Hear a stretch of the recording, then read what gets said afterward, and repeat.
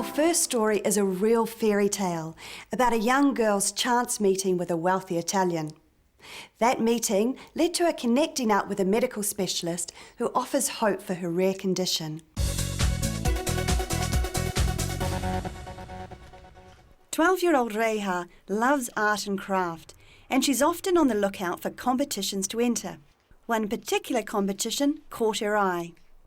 I was trying to win a competition, so I made a banner. My mum sewed a couple of sheets and stuff together just to make it, and I started doing the vivid and everything and just drawing Māori television on it. And you had to do the Māori television logo. Māori TV was running a competition. If you produced a sign with Mean Māori Mean on it and flashed it in some world sporting event, you'll win this beanbag. At the time, Reiha's dad Joe was preparing to travel to Valencia. He was a member of the Waka crew, accompanying the Team New Zealand's America's Cup boat out onto the water. So Reiha saw this on TV and she decided that she will make a banner up, knowing that we were going overseas to Valencia and all the TV cameras, I suppose, were going to be there. And if we flash this thing, she'll hopefully win the competition. Reiha didn't win the beanbag, but her banner attracted attention, and that led to something much more significant for the family. Reiha has one of the rarest conditions in the world. Juvenile systemic sclerosis affects the connective tissue in a similar way to rheumatoid arthritis. It's so rare that no one really knows much about it. Well, it affects all her muscles and tissues. It's an autoimmune disease, so at some stage in her life she's ended up with a cold or something like that, and her immune system's kicked in to counteract that. But when the cold's got better, it hasn't cut off, so it's continued going and searching through her body, and it's attacking her body now. So it affects all her muscles and tissues and can affect her internal organs. The family was distraught, as no one knows much about the condition. Then came Reiha's banner and an incredible chain of events. It just happened to be sitting on the boardroom table when millionaire Matteo De Nora, one of the backers of Team New Zealand, spotted it and asked about its significance. He said, "You will tell me what's wrong with her. I will see what I can do to help her."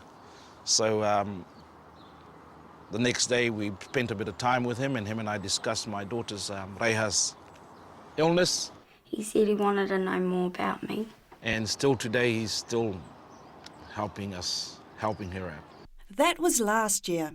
Reiha's condition has now deteriorated.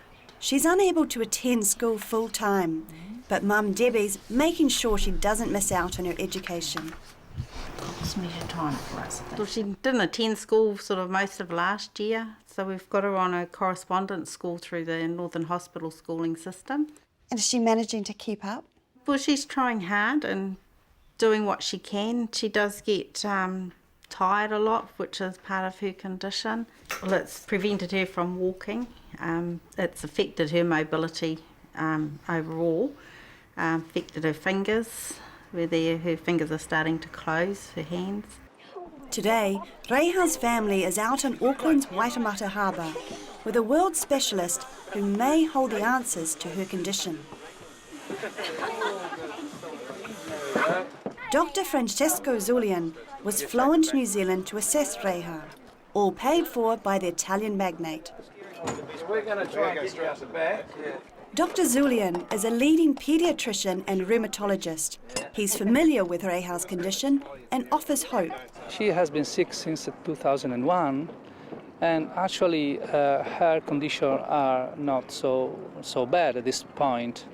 But actually, I discussed with the team from the Starship Hospital.